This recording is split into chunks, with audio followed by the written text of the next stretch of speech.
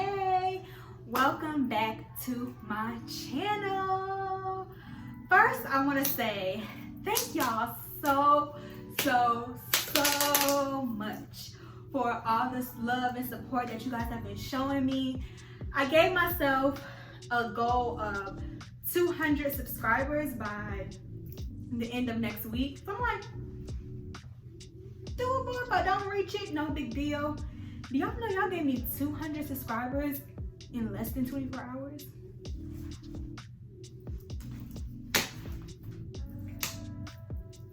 Y'all love me. Y'all really love me.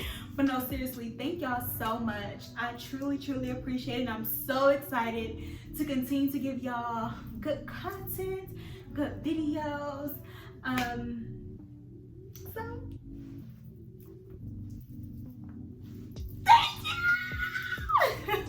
thank you, and thank you. Continue to like, comment, subscribe, and share.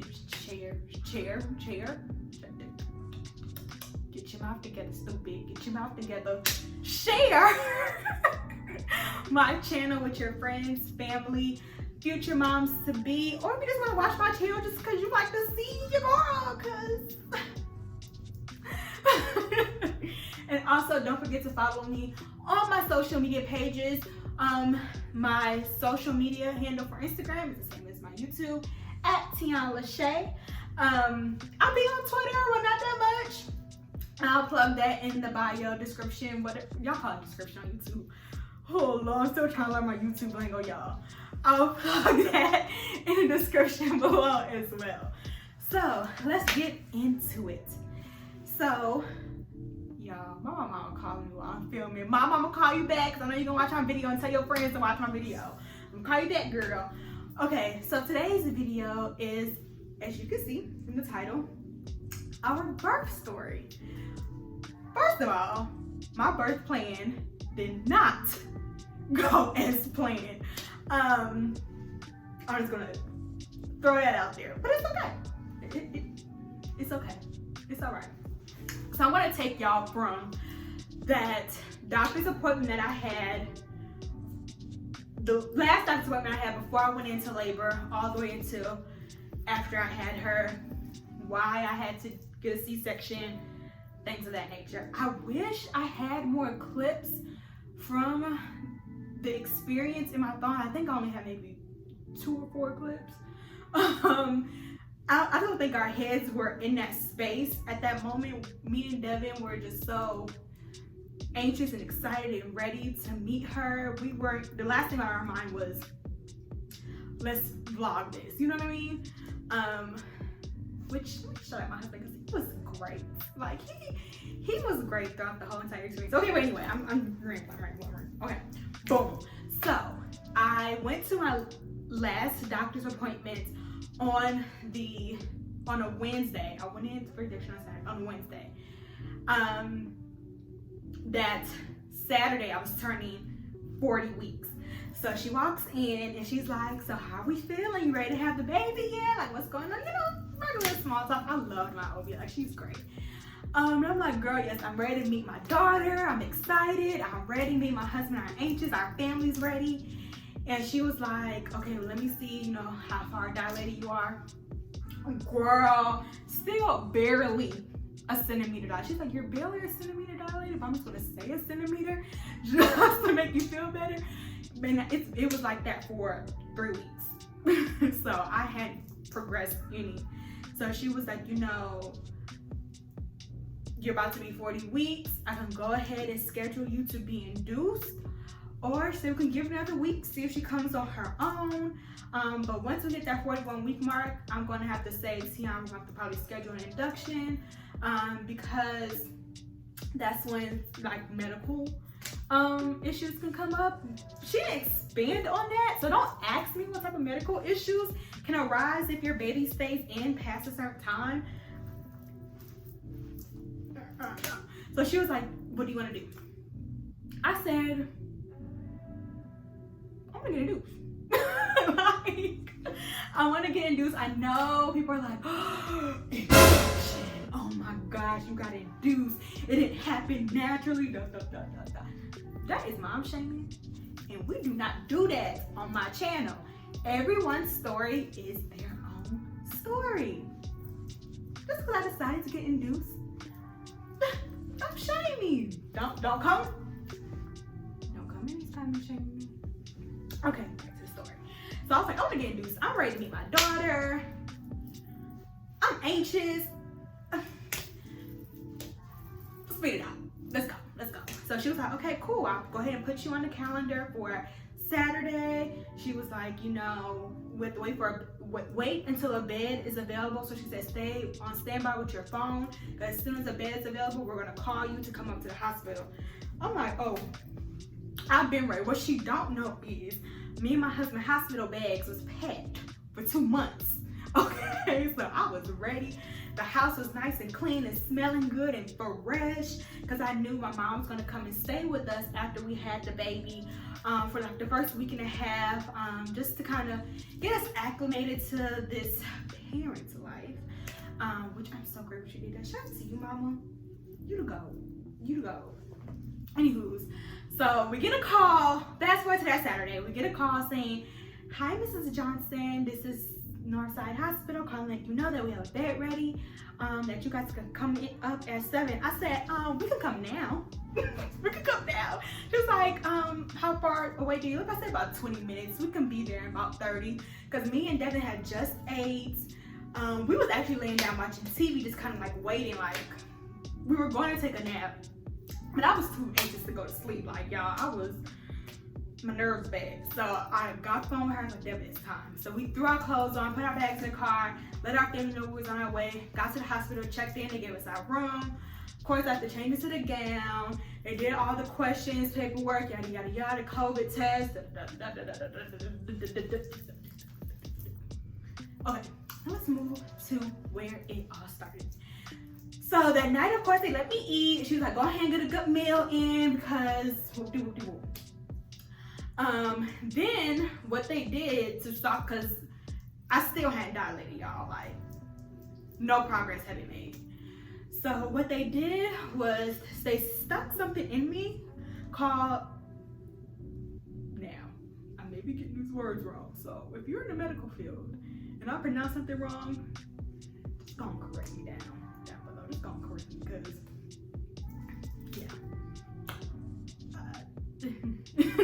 it's something called Cervidil. I don't know. But what she explained, it was kind of like a tampon almost without the string. And they just stick it in you, and it's supposed to soften your cervix up to begin dilation. So she did that. Once they stick it inside you, can't go to the bathroom, you can't do nothing. So I made sure I went to the bathroom, showered, did all, well, I had already showered before I got there. Did everything I needed to do before they stuck it in, because they had to stay in for exactly 12 hours. So she put it in at 7 p.m. that Saturday night, which was the 17th, and was gonna take it out on the 18th at 7 a.m. So slept out the night. I had a good night. Of course, I was hooked up to the monitors where they were tracking contractions, tracking Dallas's heartbeat. Apparently, child, I was having contractions when I walked in to the hospital and didn't even know. Like, y'all, I did not. People talk about Braxton Hicks. Never felt them. My whole entire pregnancy. And if I had them, I didn't know what they were, and they were very, very mild. Like, but I tell y'all, I had a great pregnancy. Like, it was crazy how smooth and great it was. So anyways, so apparently I was having contractions when I went in there, or Braxton Hicks, whatever. So I slept that night. We woke up that Saturday morning at 7 a.m. Nurses came in, they took the Cervidil out, she checked my cervix, and she says, okay, it's not hard anymore, it's squishy, it's softened up, which is great. We're probably gonna get someone in and start the Pitocin drip. Now, I was a little nervous about the Pitocin drip because I've heard stories about it. Just, you know, when you're pregnant and or whenever you kind of get on YouTube or get on Google and you find yourself in a spiral hole, and I just heard like horror stories. I was a little nervous about that, but I'm like, I can't go into something as beautiful as giving birth with a negative mindset that something bad is going to happen. So I went into it with a positive mindset. Everything's going to be okay. Me and my husband, we prayed. We were excited. We were ready. We were laughing, joking. Whoop-de-whoop. So the nurses come in, they start the Pitocin drip, and I think they came in every so many hours to up the dose. They up it, they up it, they up it. Now the Pitocin was to kickstart the contractions, kickstart labor, you know, kind of get everything rolling. So get labor rolling or whatever. So y'all, the first couple hours, I'm like, oh yeah, this is a breeze, because mind y'all, before my whole entire pregnancy, I'm saying, yeah, I'm not getting no epidural. I'm just gonna try to do it natural. I'm gonna wait as long as I can. And people were like, you're not getting no epidural. That's my choice. That's my choice.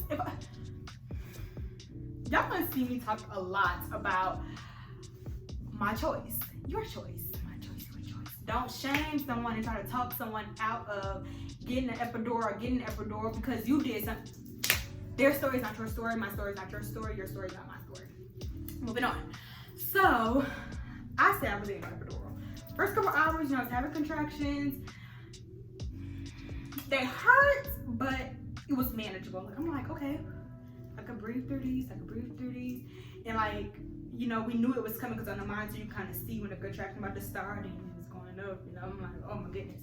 Like I can see them getting stronger.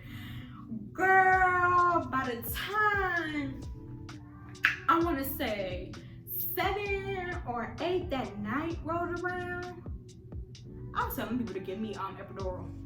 Child, I just needed to go to sleep, y'all. Like I was in so much pain, I couldn't even sleep. Like, and I had dilated past 3 centimeters. Like, yeah, it was crazy. Hand dilated past 3 centimeters at this point. The contractions are getting worse. I'm like grabbing onto the side of the bed, like for dear life, like please give me some epidural. Like I'm feeling pressure all in my butt, y'all. Like, and I'm like, well, maybe we're getting closer, because the nurses kept saying if you feel pressure in your butt, that means it may be getting closer to time to push. And child, my doctor came in and checked my cervix or whatever to see kind of where I've dilated. She's like, yeah, we're still 3 centimeters dilated. I think what you're feeling is a bowel movement. I said, what? So I'm like, my butt hurts. Like I have pressure in my butt. Like I need to go to that. The nurse is like, I can't tell you that you can't go to the bathroom, but it may be harder on you when it's time to push. I'm like, whatever, I won't do it. So at that point, I went the epidural. They went and got the anesthesiologist or whatever. He came in, gave me the epidural, and I was nervous about that. Again, being on YouTube, they talk about how bad epidural is, it hurts. I don't know if I was just in the mindset where I'm like, I want the pain to stop. It didn't hurt me. Like, and I've heard stories where they make your birthing partner step out of the room, and so you're in the room by yourself. Devin was in there with me the whole entire time. He was actually sitting in front of me, holding my hand as I was, you know, bending over for them to put it in my back. So, I mean, that was cool. Once the epidural kicked in, I'm like, okay, it helped a little bit. I was able to go to sleep. I think I maybe slept for maybe 2 or 3 hours. Y'all, I woke up in pain again because of the contractions. I'm like, this is crazy, bro. Like, this is crazy. Oh, by this time my water had broke, y'all. My water had broke. So I'm like, okay, we getting somewhere. My water had broke. So I think I want to say it was maybe 11, 12, maybe 11 or 12. Doctor came in, checked to see if I had dilated some more. I think I dilated 0.5 centimeter. So I was 3.5 centimeters. Y'all, I was not dilating like I was not dilating. Like my dilation had literally stalled for like 6 to 8 hours. Like I had not made any progress. But the epidural was starting to wear off. I'm like, please give me more. I need more. Give me the drugs. I need the drugs. Give me the drugs. So the man came back in and pumped me up some more. So I'm like, oh, okay. I still felt the contractions. I still felt the pain, but it wasn't as intense. But I still felt it. It wasn't as intense, but I still felt it. Then the nurse comes in and kind of wakes me up out my sleep. And well, the little sleep I was getting. And she says, I don't want to alarm you. Now, when someone says they don't want to alarm you, be alarmed, okay? She was like, you know, as you know, your water broke and, you know, losing fluids, da-da-da. What we're seeing on the monitor is every time you contract, Dallas' heart rate drops a little bit until the contraction is over, then it goes up. And she said that's usually because there's no more fluid in there for her to, for it to be around her. So it's like nothing protecting her, so to speak. So I'm like, oh, that's scary. So then what they did was, I don't know the terminology for it, I don't know the wording for it or the name of it, but they pretty much put fluids inside of me to kind of act as a buffer for her to see if that would work. She said sometimes it works, sometimes it doesn't. If it doesn't, then we may have to seek options as far as a C-section and things of that nature. So me and my husband, we prayed, of course. We said, okay, do what you have to do. They tried the fluid. Didn't really work. As I was contracting, her heart rate was still dropping a little bit, and then we'll go back up to normal as soon as the contractions was over. And then I still wasn't dilating. So it was okay, yeah, we're gonna go ahead and prep you for a C-section. I'm like, in the back of my head, y'all, I was extremely nervous because, again, you hear people talk about how horrible C-sections are. You don't want a C-section, you want to do it natural, this and the third. So I was nervous about that, and I'm just like, oh my goodness, this is like a major surgery. I've never been under a knife before. I've never been cut open. The most work I've had on myself was stitches. And I was 22 when I got those. So I'm like, this is a major surgery. I was kind of freaked out. I was nervous, but I had a calm face, but I was going crazy inside my head. But I kept telling myself, stay positive, going with positive thoughts. If you go with positive thoughts, positive outcomes will happen. So, you know, me and my husband are kind of getting ready. We're letting our family know. We're texting them because we had a group chat. Hey, yeah, we're about to go prep for a C-section. So they're saying their prayers. Me and Devin put our phones down. We hold hands. We pray before we get our stuff ready to go into the operating room. The nurses are coming in. The anesthesiologists are coming in to give me more epidural. They're prepping us. We're going. By this time, it's like 2:02 in the morning. Reason why I know that's because Devin took a video of me as we were prepping. It was 2:02 in the morning on Monday, April 19th. Get all ready, you know, we put our little nets on our head. Devin puts his little scrub thingies on. He was so excited, y'all. He was so excited. And we roll back there,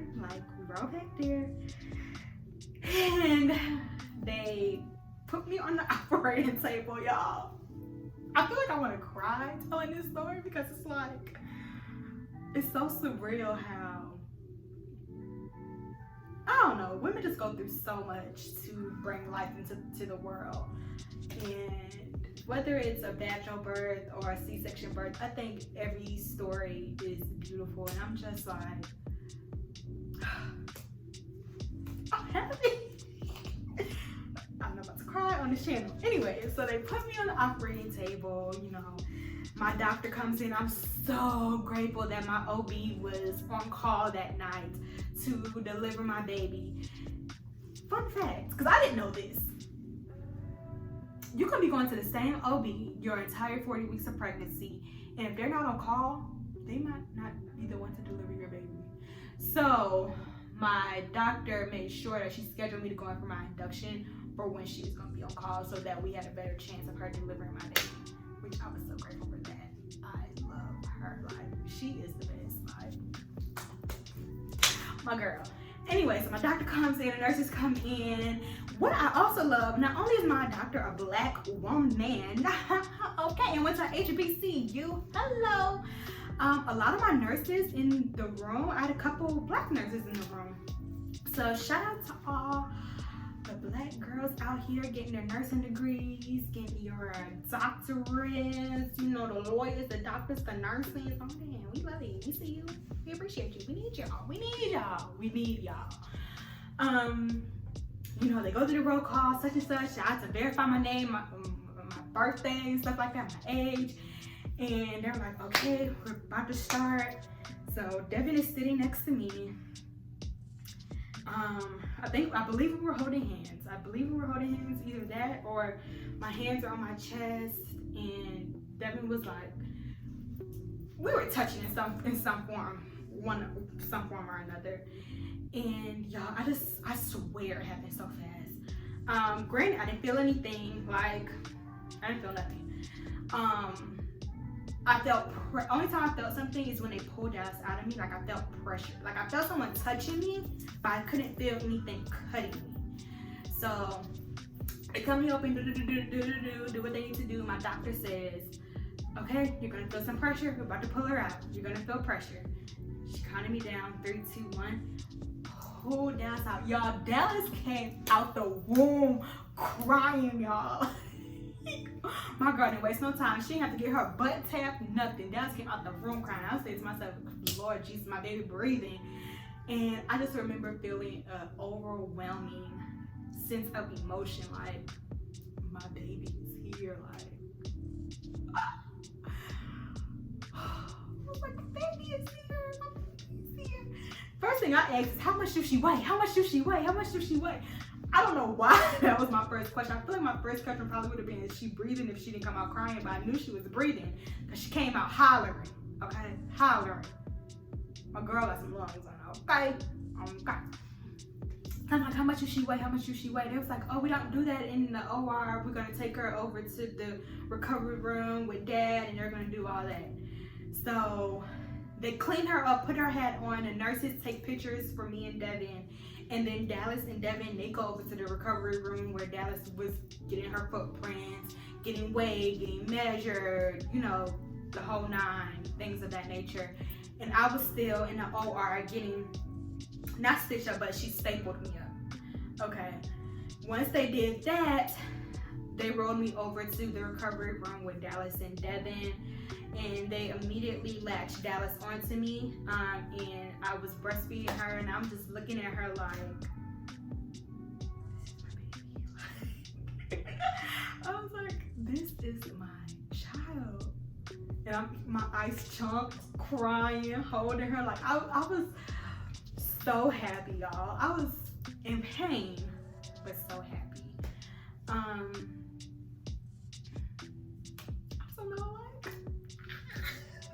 I still get giggly in my stomach when I think about me actually carrying a child for 9 months and her being here, finally. And she was healthy and just was a beautiful little baby I had ever laid eyes on. Me and Devin were in love instantly, like. I'm just sitting here thinking about it, y'all. Just smiling. I'm so happy. Like, I love my little family. Like, I love it. And I can't be any more grateful for my husband, y'all. Like, had I not had him, I don't know if my birthing experience would have went so smooth. Because if you know my husband, y'all know that Devin is the level-headed one. He's the calm one. He's the chill one. And I'm the one that be on 10. Like, I be worried about everything. I be stressed out. I be nervous. I'm a what-if type of person. And Devin's just like, it's gonna be cool. It's gonna be fine. It's chill. Relax. So I'm glad I had him there with me. He was great. He would get up every 2 hours with me when I had to be in Dallas. He would wake up with me. It's amazing. Now, pain level for C-section. My first 2 days,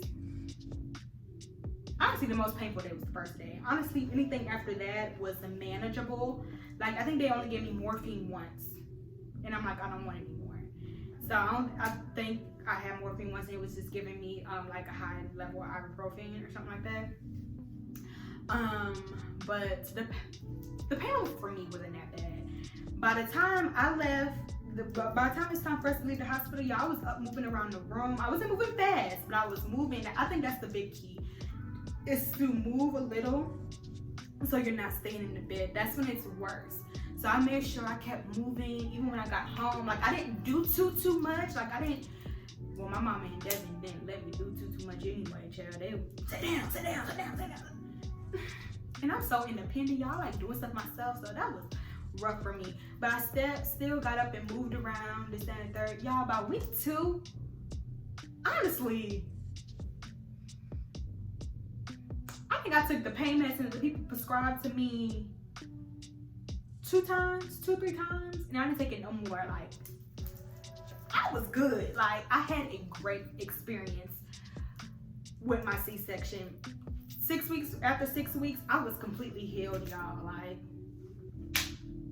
I was feeling like myself again by the time Dallas turned 6 weeks. I know they tell you to wait 8 weeks for a C-section, but by the time she hit 6 weeks, I was feeling myself again. Like, I felt like me.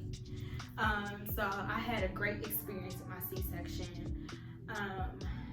Granted, my birth story isn't how I planned it to go in my head. It's not how I planned my entire pregnancy. I planned on doing an unmedicated natural vaginal birth, and it did not happen that way. But it's okay. It is okay because my baby still got here. I was healthy. She was healthy, and we were good. So that is my birth story. I'm trying to see if I want to. I think I hit on everything for y'all.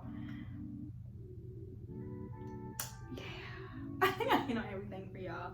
But I do want to end this video out with saying that not everyone's birth story will be your birth story or your experience. You know, I had friends that went in for inductions and they had a successful vaginal birth. I had some that had to have C-sections, you know. So I want you to watch my YouTube video, hear my birth story, and know that, yeah, things may not go as planned, but it's okay. That doesn't mean that my body failed me. That doesn't mean I'm any less of a mother because I had to have a C-section, because a C-section is literally, y'all, it's a major surgery.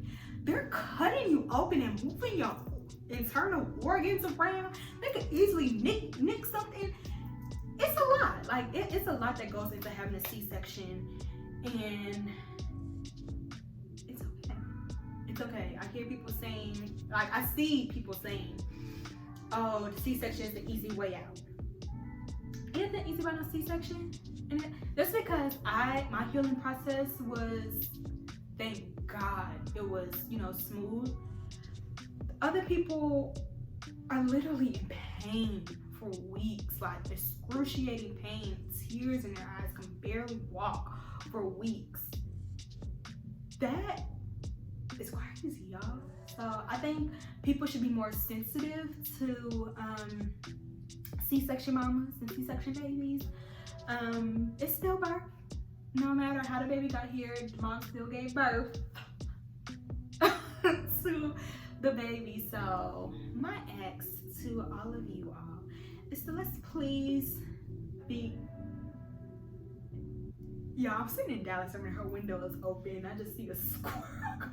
Okay, anyway, let's just please be sensitive to everyone's birth story, because it is different, whether it's vaginal, C-section, medicated, unmedicated, whoop-de-whoop. Let's just be sensitive to that for mothers, because you don't know how some moms may feel about that. some moms may be beating themselves up about that, and if you were to make a negative comment, how is that helping them? So that's the only thing I ask for you all. But yes, if you enjoyed the birth story of my little baby girl, Dallas Janaya, please like, comment, share, and subscribe. Oh yeah, don't forget to tap that bell. Go ahead and tell your friends to tell a friend to tell a friend to tell a friend to tell a friend to tell a friend. And Tiana Lachey is on YouTube, y'all. But until next time, peace.